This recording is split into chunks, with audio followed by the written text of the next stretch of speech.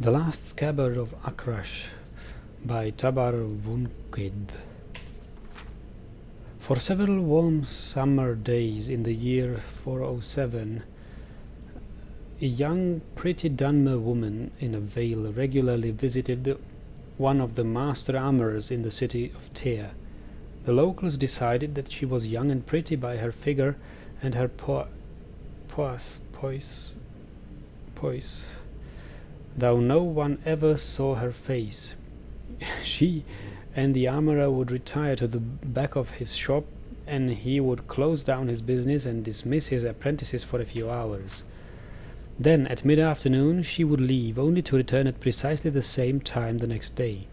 As gossip goes, it was fairly meagre stuff, though what the old man was doing with such a well-dressed and attractively proportioned woman was the source of several crude jokes.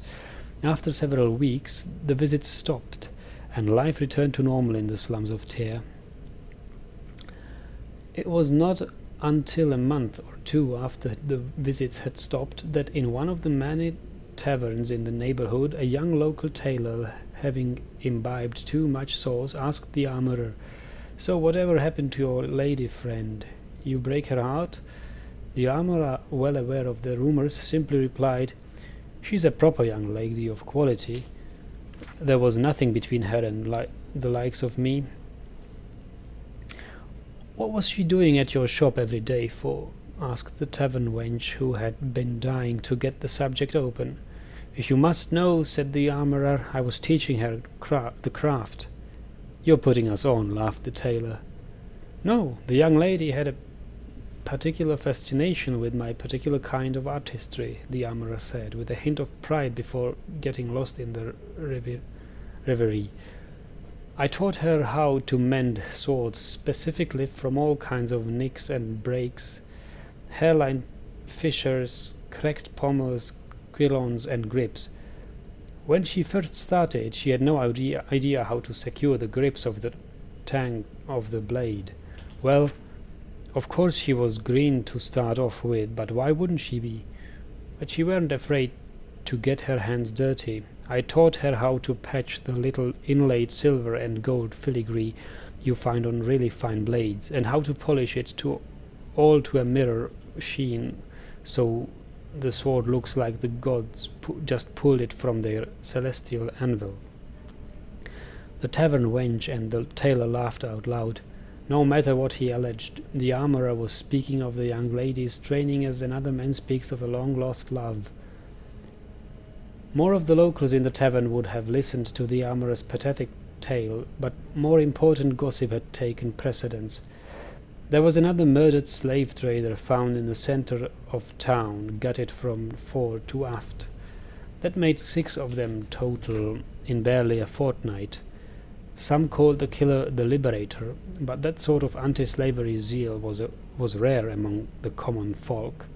They preferred calling him the Lopper, as several of the earlier victims had been completely beheaded. Others had been simply perforated, sliced, or gutted, but the Lopper still kept his original sobriquet. While the enthusiastic hooligans made bets about the condition of the next slave trader's corpse, several dozen of the surviving members of the trade were meeting at the manor house at Sergio Dres Minegor. Minegor was a minor houseman of House Dres, but a major member of the slave-trading fraternity. Perhaps his best years were behind him, but his associates still counted on him for wisdom. "We need to take what we know of this Lopper and search accordingly," said Minegor, seated in front of his opulent hearth. We know he has an unreasonable hatred for slavery and slave traders. We know he is skilled with a blade. We know he has the stealth and finesse to execute our most well-secured brethren in their most secure abodes. It sounds to me to be an adventurer, an outlander. Surely no citizen of Morrowind would strike at us like this." The slave traders nodded in agreement. An outlander seemed most likely for their troubles. It was always true. "Were I 50 years younger, I would take down my blade, Akrash, from the hearth. Minigor made an expansive gesture to the shimmering weapon. And join you in seeking out this terror. Search him out where adventurers meet, taverns and guild halls. Then show him a little lopping of my own. The slave traders laughed politely. You wouldn't let us borrow your blade for the execution, I suppose, would you, Sergio? Asked Soron Jealous, a young toadying slaver, enthusiastically. It would be an excellent use for Akrash, sighed Minigor, but I vote to retire when I retired. Minigor called for his daughter Pelaya to bring the slavers more flin, but they waved the girl away. It was to be a night for hunting the lopper, not drinking away their troubles. Minigor heartily approved of their devotion, particularly as expensive as the liquor was getting to be. When the last of the slavers had left, the old man kissed his daughter on the head, took one last admiring look at Akrash, and toddled off to his bed. No sooner had he done so than Pelaya had the blade of the mantle, and it was flying with it across the field behind the manor house. She knew Kazakh has been waiting for her for hours in the stables. He sprang out at her from the shadows, and wrapping his strong furry arms around her, kissed her long and sweet. Holding him as long as she dared to, she finally broke away and handed him the blade. He tested its edge. The finest Khajiit swordsmith couldn't hone an edge this keen, he said, looking at his beloved with pride. And I know I nicked it up good last night. Yes, you did, said Pelaya. You must have cut through an iron cuirass. The slavers are taking precautions now, he replied. What did they saw during their meeting? They think it's an outlander adventurer, she laughed. It didn't occur to any of them that a Khajiit slave would possess the skill to commit all these loppings. And your father doesn't suspect that his dear Akrash that is striking into the heart of oppression? Why would he, when every day he finds it fresh as the day before? Now I must go before anyone notices I'm gone. Before anyone notices I'm gone. My nurse sometimes comes in to ask me some detail about the wedding, as if I had any choice in the matter at all. I promise you, said Kazakh very seriously, you will not be forced into any marriage to cement your family's slave-dealing dynasty. The last scabbard Akrash will be sheeted in will be your father's heart, and when you are an orphan, you can free the slaves, move to a more enlightened province, and marry who you like. I wonder who that will be, Pelaya teased and raced out of the stables. Just before dawn, Pelaya awoke and crept out of the garden, where she found Akrash hidden in the bittergreen vines. The edge was still relatively keen, but there was scratches vertically across the blade's surface.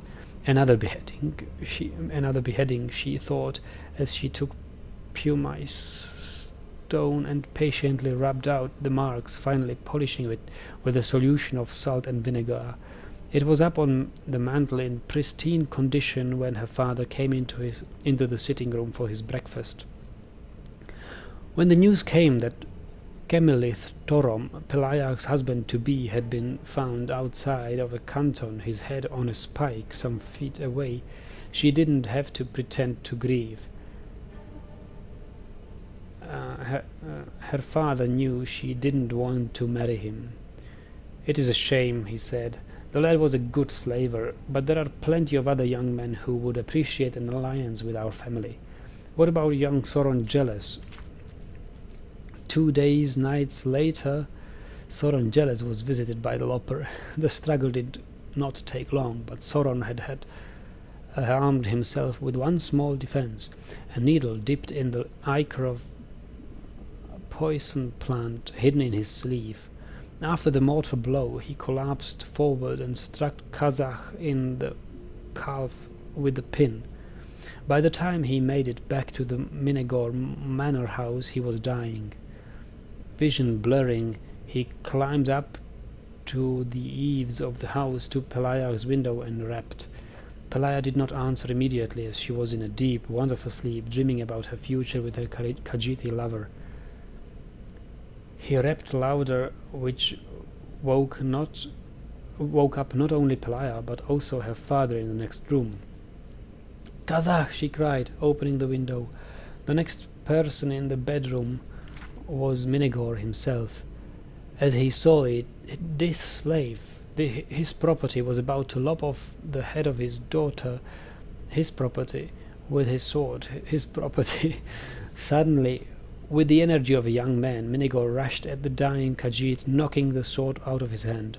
Before Pelaya could stop him, her father had thrust the blade into her lover's heart. The excitement over, the old man dropped the sword and turned to the door to call the guard. As an afterthought, it occurred to him to make certain that his daughter hadn't been injured and might require a healer.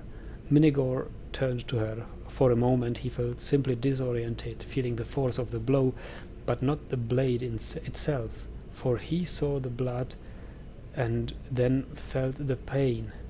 Before he fully realized that his daughter had stabbed him with Akrash, he was dead. The blade at last found its scabbard.